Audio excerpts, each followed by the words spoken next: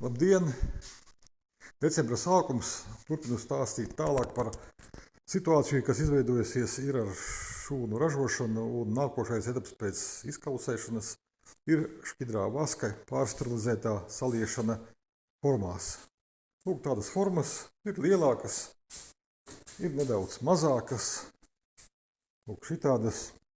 Un liekas, kas var būt vieglāks, kā saliet un sagaidīt, kad viņš sacietēs.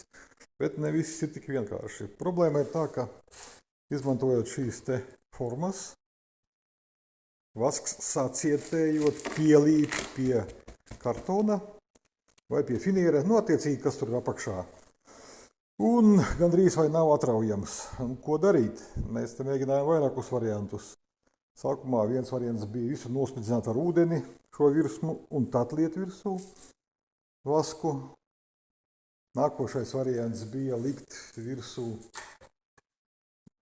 eļļu, ar eļļu visu notīrīt. Un tad mēģinājām vēl ar ziepjūdeni visu šo te sasmietrināt un tad liet vasku.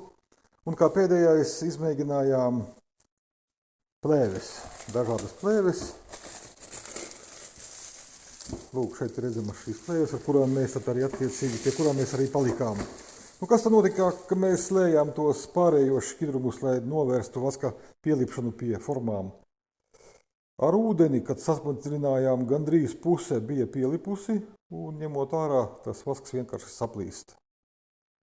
Ar ziepjūdeni samērcējot, trešā daļa pielipa kaut kur.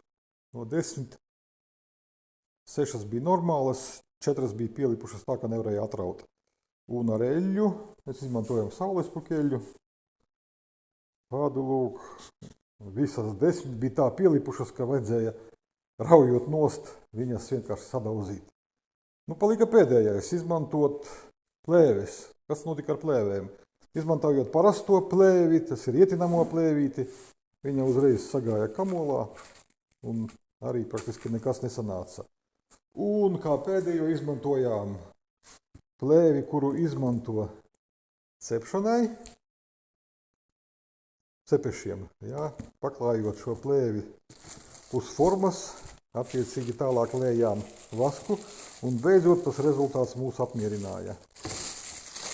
Lūk, apmēram tāda sanāk formiņa, kas nekās, ka viņa grubuļaina, viņa pēc tam tiks vienalga presē izpresēta, bet, labākais ir tas, ka praktiski neviens no gabaliem nav pielipis. Visi stāv, visi ir labā stāvoklī daudzumas un neviens nav pielipis. Tātad tie, kuri mēģinās taisīt vasku, ņemat šo sīko niansīti, kura var sabojāt visu jūsu darbu un meklēt tādus risinājumus, kā tos darījām mēs.